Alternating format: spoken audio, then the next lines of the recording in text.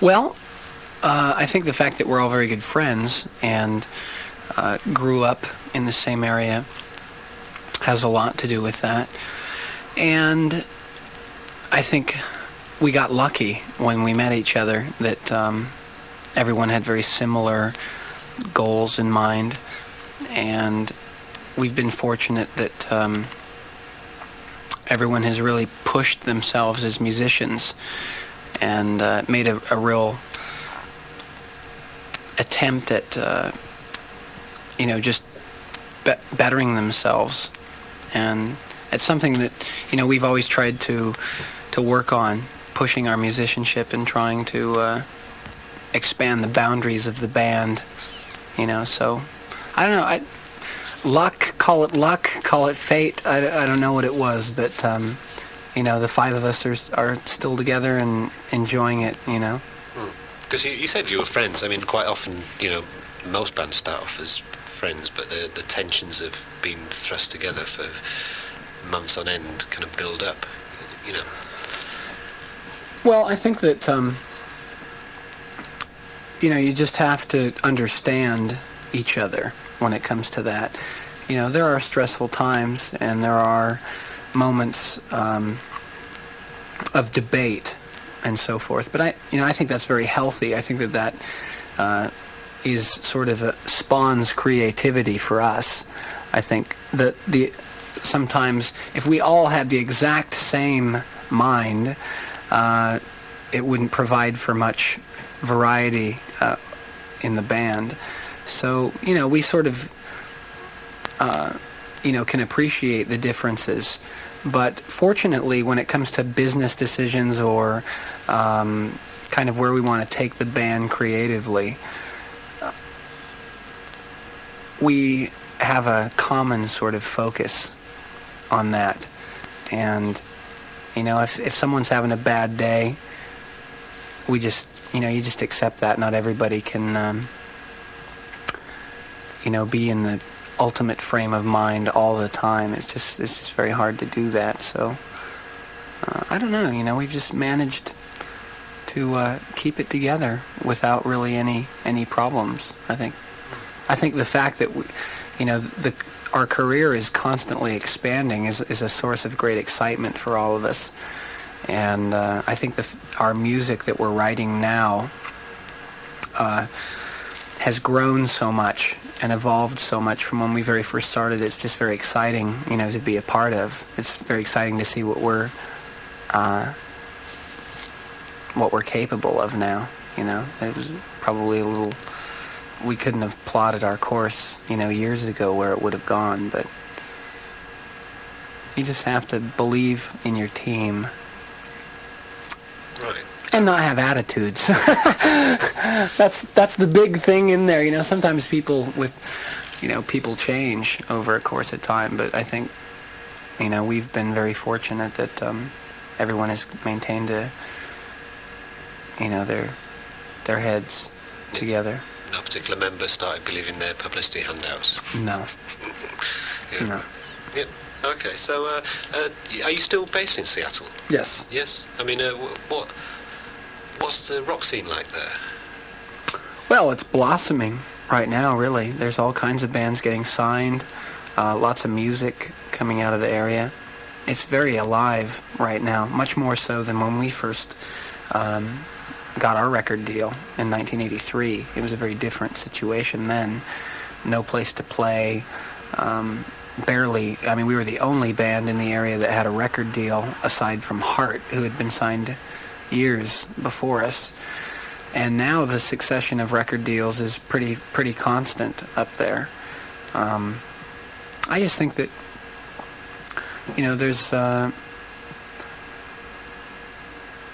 it's always been a very creative area, but I think record companies, were waiting for all the bands to come to them.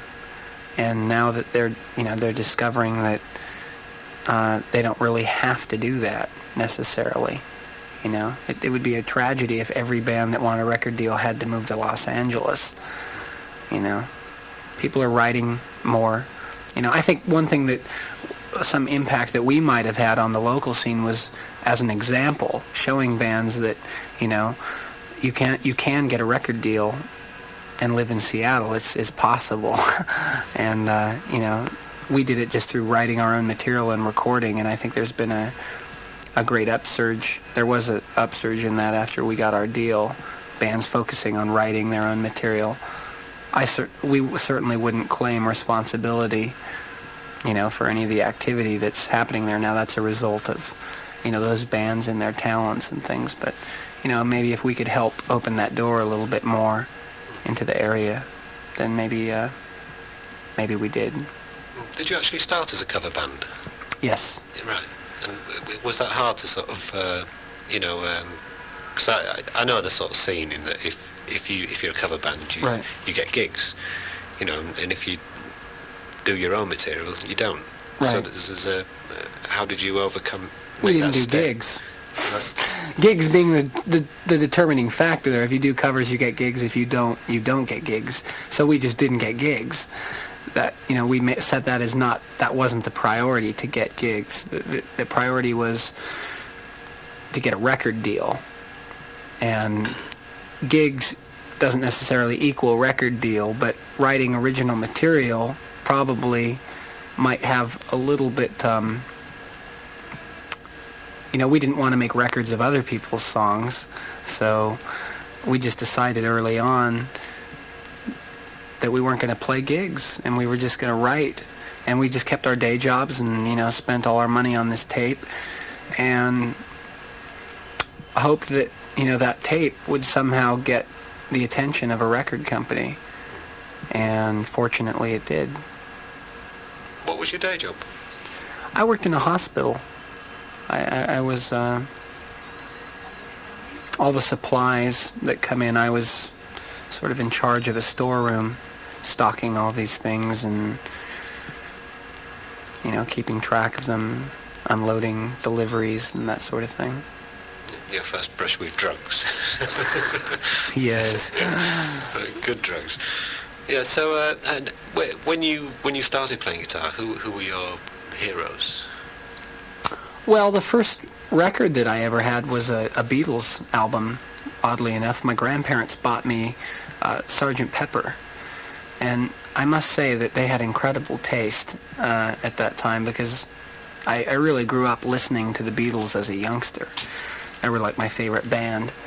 And I think once I actually began playing guitar, it wasn't until I was about 13, and my older brother had quite a few Led Zeppelin albums around the house, and that's what I really locked into when I began playing guitar. That's what I wanted. That's the kind of stuff that interested me. I really loved Page's guitar work, so I launched right into like Houses of the Holy, I think, was like the first album that I was trying to learn, you know, when I was playing guitar. And just from there, then, you know, it just opened the door to just so many different kinds of music, you know, Pink Floyd. Most of the things that I really liked, though, were either British or European bands initially starting out, with the exception of like Rush from Canada, or Aerosmith, you know, or Van Halen or something. But certainly more,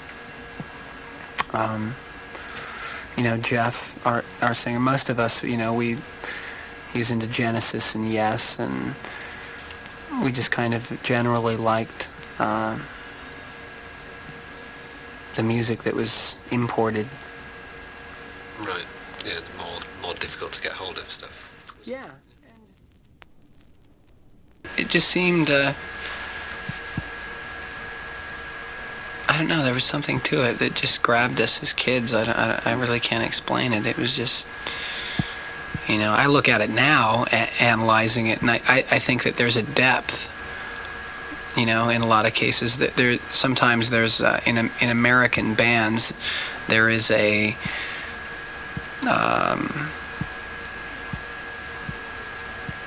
well, sometimes it's a bit shallower, I think. You know, I'm not generalizing about all. There are certainly exceptions, you know, there's a lot of great American bands, but I don't know. I just thought that, the stuff that Floyd talked about, on their records, the stuff that late era Beatles, as worldly sort of ideas, wasn't Babes. I love Babes, everyone that, but I don't think every song needs to be reduced to Cars and Babes, which, West Coast rock music for a great length had this sort of mentality that the tunes had to be about cars and babes. I don't know why. Probably that's all you can do on the West Coast. There's lots of both. Yeah, right. So, but even the bands you've mentioned, they took their influences from America anyway. Well, it's all, I mean, they took influence from America, we took influence from, it's all, nobody is original. Everybody is just uniquely derivative. That's all we can ever hope to be, is, we're just a hodgepodge of all the influences that we've ever, appreciated or liked, just kind of spun into what the five of us as a chemistry come up with. So, Yeah, one of the things about Queensryche has always been that the harmonies, the special attention to vocals. Did you set out with that kind of intention? Well, we've always, everyone very much appreciates melody. I think it's like all of us strive to have strong melody in the songs. As far as, vocal arrangements, I mean, it's just that sort of thing with harmonies and parts working together. That's just musical. It's nice when you have a part and you can support it with other parts around it that work together with it, So hopefully the whole piece is harmony, bass working against guitars, working against vocals. All of it is creating harmony, but, a lot of the vocal things, we're blessed with a capability like Jeff, who is a very, he's capable of a lot with his voice, and it opens up many doors, for us to be able to explore. It's very rare that we can, well, let's kind of take this approach. Jeff, he's capable of anything really that he wants to do with his voice. So that's nice that we're not working in limitations there either, because musically, we place no limits on us. And the fact that Jeff is constantly pushing with his voice to try new things with it, just makes for all the more interesting combinations, And this particular album, Eddie, our bass player, and myself sang a great deal of backups on. So we've been working, Jeff is the voice of the band, but, when we're in the studio doing things, in the past, he was generally doing the harmony work and everything. He was like doing most of the vocals, all of the vocals, in the case of Operation Mindcrime. And this album, we decided to take a different approach where, Jeff is obviously singing all the lead stuff, but Eddie and I are actively, if there's a harmony part, it's not Jeff singing the harmony, it's me singing the harmony or Eddie singing the harmony. I even sing a little bit of lead vocal on one of the tracks. So, it improves us as a band to have more voices, and, Jeff's a great, inspiration as far as trying to learn that, Yeah, I think it works. Definitely works. Having most bands, if you have something that has a great ability, it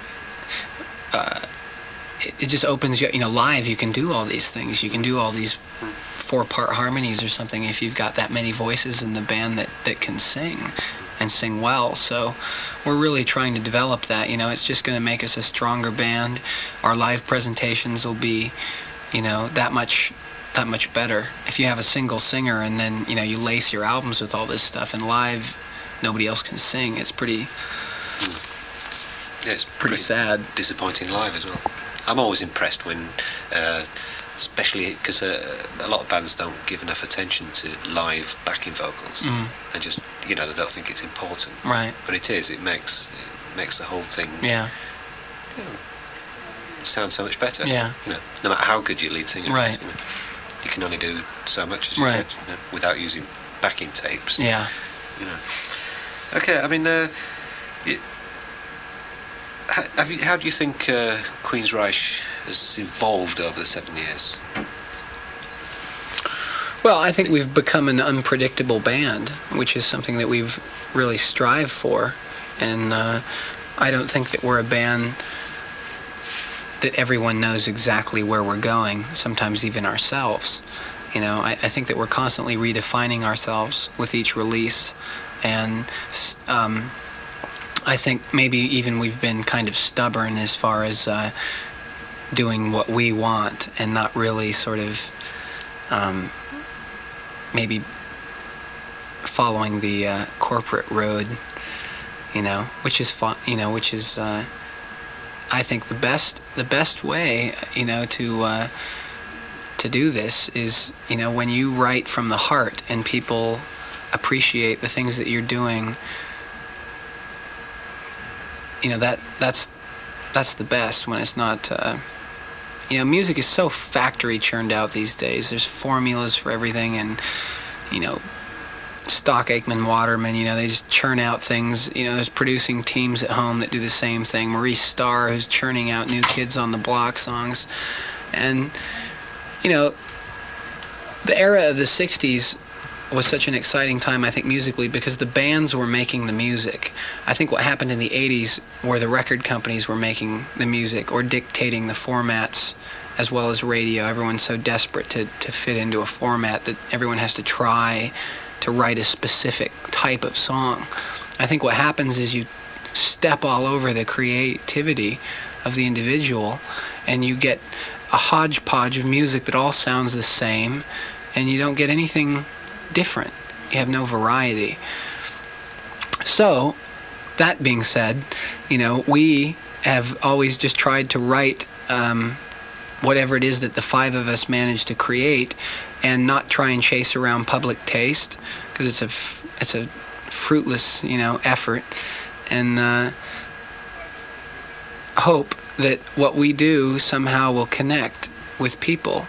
And if it doesn't, then we walk away with our pride, at least. If you lie to yourself and write some record that you don't believe in, but you think the public's going to like, if it's not a commercial success, you've lost twice. So, but we work very hard on our stuff. There's a confidence in the band that that there is an audience out there for our music. It's just persistence, time, touring, making more records.